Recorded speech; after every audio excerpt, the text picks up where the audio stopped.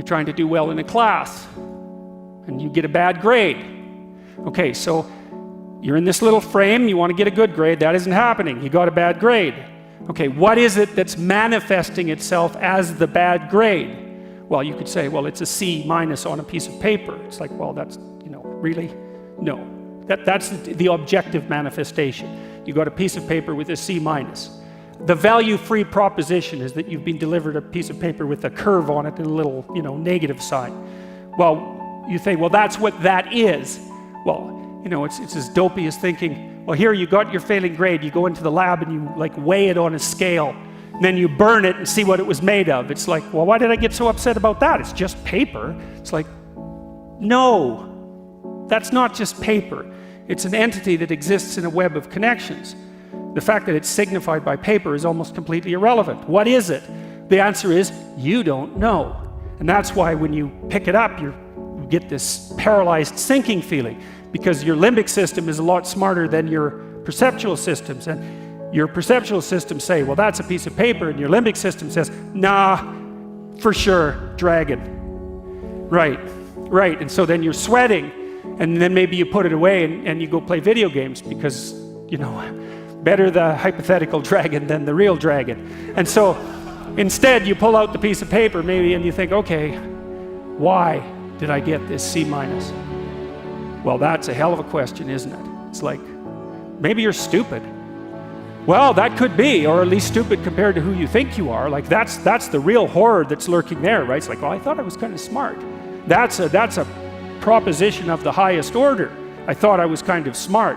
It's like, yeah, well, what about this C-? It's like, well, that goddamn professor, right? That's the first thing. I've been attacked by a predator. That's the first response, right? So it's a nonsensical message. It's just delivered by someone evil and predatory. Well, that's, possible, but I wouldn't go there. I wouldn't go there first necessarily. So, but then say you don't go there. Okay, well, so what is this exactly? Do you not know what you thought you knew? Are you not who you think you are? Do you not work hard enough? Are your values not organized properly? Do you misuse your time? Are you in the wrong field? Is the way you're construing your life completely inappropriate? Are you acting out what your parents wanted you to do and you're pissed off about it, so you're only running at 40% to spite them, despite the fact that they're paying $25,000 a year for your education? Because that's a fun game. Yeah, I'll go do what you want me to do, but I'll fail.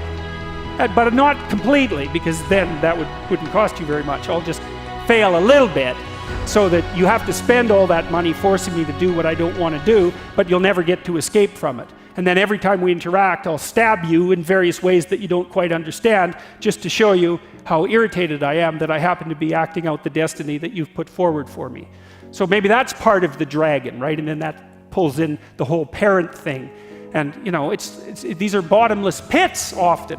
When you're in the world and something objects to you, something that matters objects to you, then in the entire unrealized world is in that thing that objects. It's all tangled up inside it. That's why it's the great dragon of chaos. It's everything that's outside of your conceptual structure. And what is that? It's everything that lurks outside of your walled city.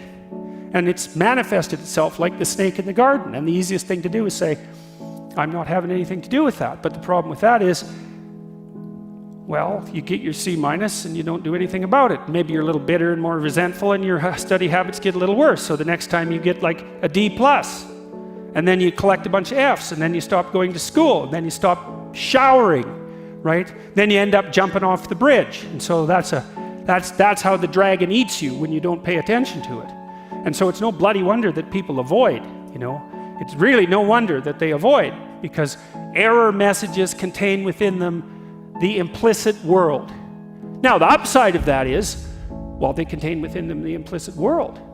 And the world isn't all negative. And so maybe you get your C-, and that's actually the best gift you ever got, because somebody finally took you and went, whack, clue in.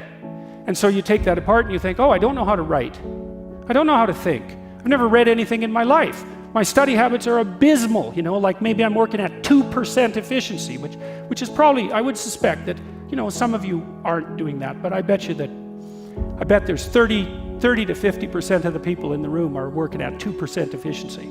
It's like, that's so to find that out is so optimistic. I mean, if you're barely hanging in there, but you're only working at 2%, you might imagine what you could have as a life if you're working at like 50%. So the C- can be the best gift you ever had, and that's the gold that the dragon hoards. Right? That's exactly what that means. And so you're moving from point A to point B in your little circumscribed world. You've made everything invisible, and as long as that works, then your theory's good enough. It's accurate enough. It's true enough. You're in your little paradise.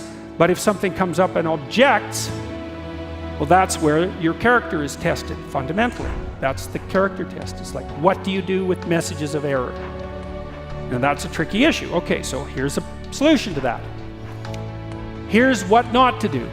I am a bad person. I got to see myself. I'm a bad person. I might as well just go jump off the bridge. It's like, no, that's not good, because what that means is that every time you try to learn something, you're going to make a mistake, because what do you know? So you're going to make mistakes. And if the rule is every time you make a mistake, you're going to go jump off the bridge, then that's not a useful problem-solving strategy. And so when you make a mistake, you don't get to beat yourself to death with a club. It's a bad strategy, and you'll have your internal tyrant in there who's perfectly happy about doing that. That's the, overactive superego that Freud talked about. Maybe it came to you via a parent who was too authoritarian, or a grandparent, or maybe it's just you because you're disagreeable and neurotic, and so you'll take or hyper-conscientious, you'll take yourself apart.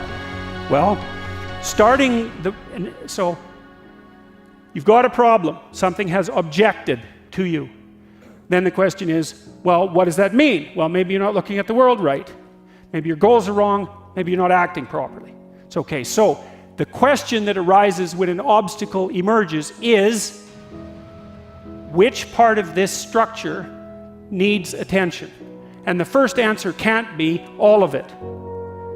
Which is why when you're arguing with someone in an intimate relationship, and you're angry at them, and you want to win, which is a big mistake, you want to win, you say, well, this is what you're like. Here's another 10 examples of how you've done that in the past, and I can enumerate more of them if you'd like. And so that's actually what you're like, and I've tried fixing you and it didn't work, and so it looks like you're going to be like that up into the future, and you're basically saying to them, well, you're a bad person, and the only thing they can do is either collapse or punch you.